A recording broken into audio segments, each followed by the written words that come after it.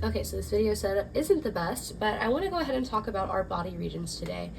So the first thing you want to know is which side is our anterior and posterior view. So we have our anterior view on this side, and we have our posterior on this side.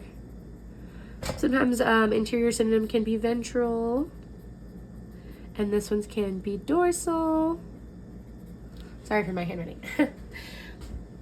So first we're going to start with our individual areas. So first we have the cephalic region, and that is actually the head. This has to do with this entire area of the head. And that includes the frontal region. Frontal region can remember because it's front-facing, forehead, you know. What's important to note is that region should be written after everything because it is required to know that that is a region. And then we have the orbital region right here. Orbital is easy to remember for me because of eyeballs are round and planets orbit. So that is how I remember the orbital for the eye, because eyes are circular, so spherical and round. And then we have the nasal region. That one's a little easier to remember because your nose is clearly the nasal region. And then we move into the oral region, which is easy to remember because you speak and you do a lot of things with the oral region, which is your mouth, teeth, things like that. And then it's a little harder to see, so I'm going to erase this here, but we know that that one is the oral. That's one of our easier terms. We have this chin here, or the mental region.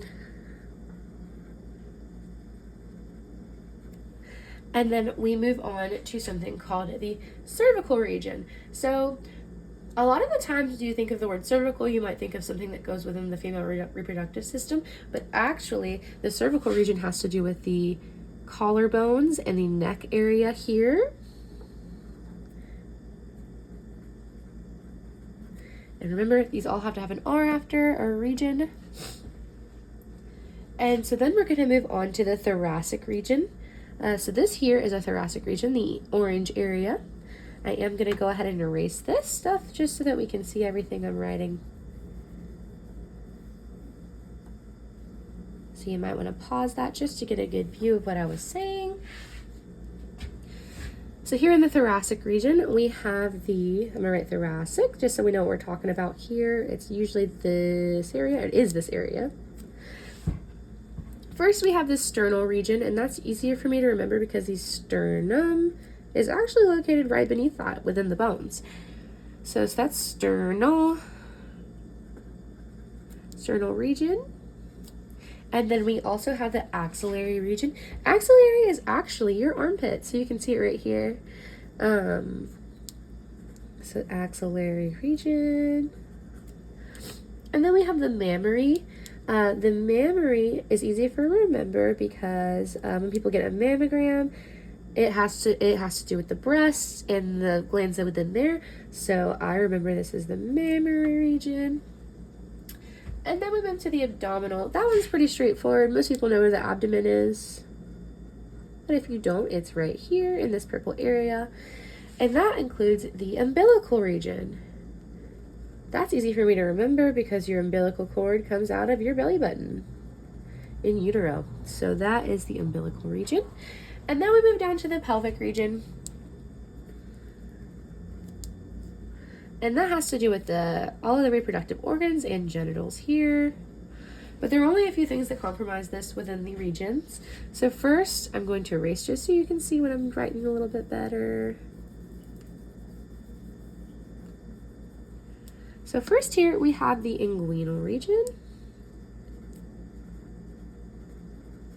Right there. Right above the pubic region right here. And depending on if you're a male or female, it still is the pubic region where your genitals may be. Alrighty. So then we're going to go ahead and take a turn here and we're going to move up to our upper limbs. I'm going to erase everything because it does intersect between both interior and posterior sides.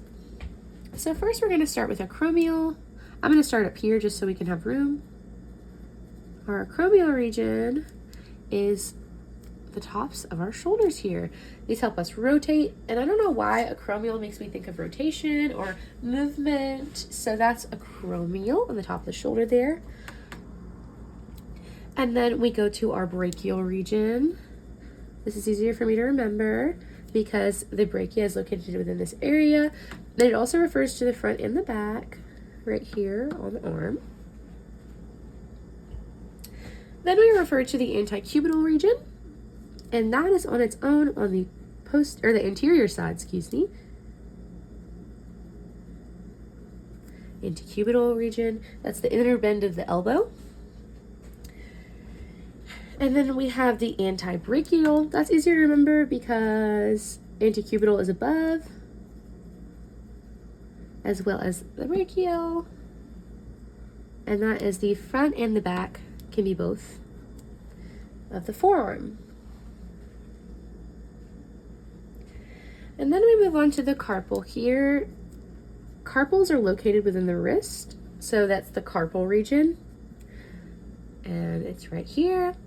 And then we're going to go ahead and we're going to move on to the manus. The manus is what you call the entirety of the hand. Right here. So first we have the pollex. The pollex is the thumb.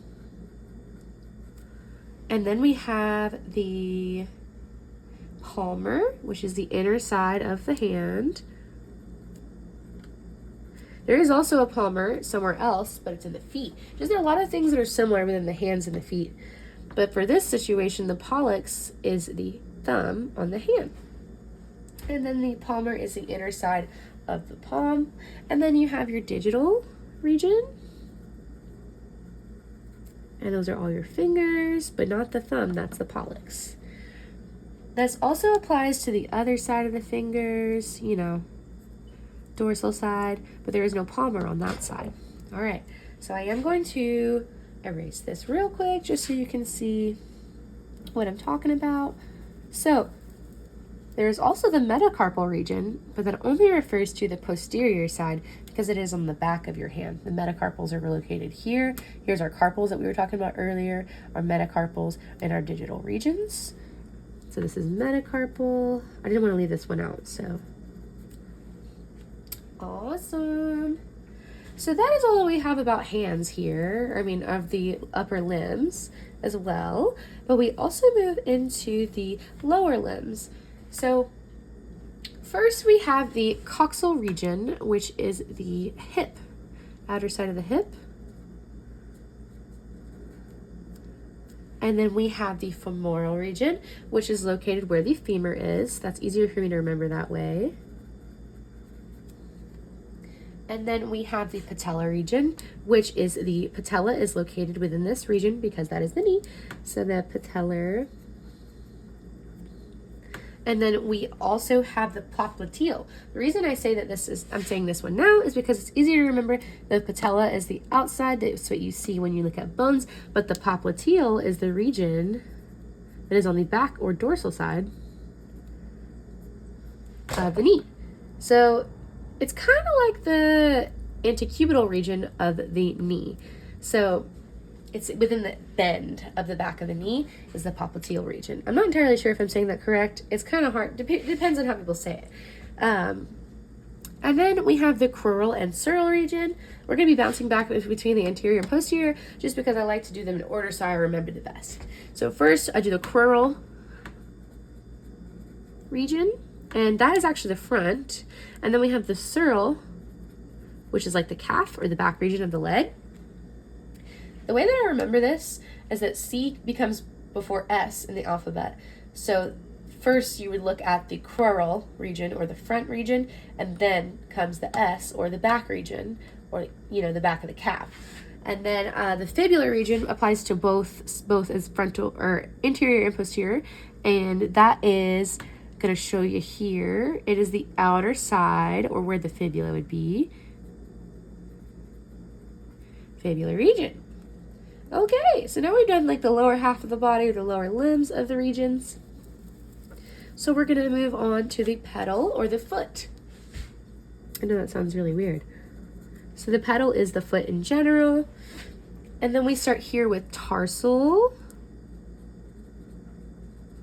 region right there. And you know how we had carpals on our wrists? You can kind of think of the tarsals as the same thing as the carpals in the wrist. They're the like smaller little bones that make up the bending and movement. And then we have the calcaneal region, and that is on the heel. The eel part, calcaneal, I don't know if that's exactly how it's said, but that's how I remember it, so I can remember heel, calcaneal, heel, kind of a similar sounding. And then we have the metatarsals of the foot. So we had our metacarpals earlier. Meta means above. So we had carpals, and then we had metatarpals on our hands. But when we're looking at our feet, we also have the metatarsals, which are kind of in the similar place. And you can remember, because the tarsal is above and the metatarsal is below, just exactly like the hands, but different words, different sounding words. And then we do have digitals, which is our little toesies, digital regions, and we also have those in our fingers. Remember how I was saying the feet are kind of similar to the hands? Well, there also is something called, on the big toe, and you'd be surprised, it's called the hallux region. So we have the pollex for the thumb, and we have the hallux for the big toe. So you see how they kind of have a little bit of similarities. If you just remember which letters correlate, it'll be easier for you to remember. All right, and then we're getting into the final steps of our body regions. I'm going to go over what's here on the back. So this is the easiest stuff for me to remember, mostly because there are a few things that if you were looking at bones that you'd be able to figure out where they are in body regions. So first, we have the scapular region, and that is where the scapula would be, you know, your shoulder blades. Scapular region. And then we have the vertebral region, or the vertebral column would go like right through here, you know, all of our vertebrae. Vertebral region. And then we have our lumbar region. So that is right here. If you're thinking of like in terms, there's a cervical, thoracic, and a lumbar, and the lower part is the lumbar. So that is the lumbar region. And that was in terms of like talking about our vertebrae. So you have a lumbar region. And then we move on to our sacral region. We have a bone called the sacrum here at the end, near in the back side of your pelvis. And that is right here in the top of your butt crack. We have the sacral region. And then we move into one of the easiest things to remember is the gluteal region. Everybody knows pretty much what the gluteal region is. It's your butt cheeks. And then we have the last thing here, and this is just a little bit interesting to remember, is the perineal region. And that is located here on the back side of the genitals.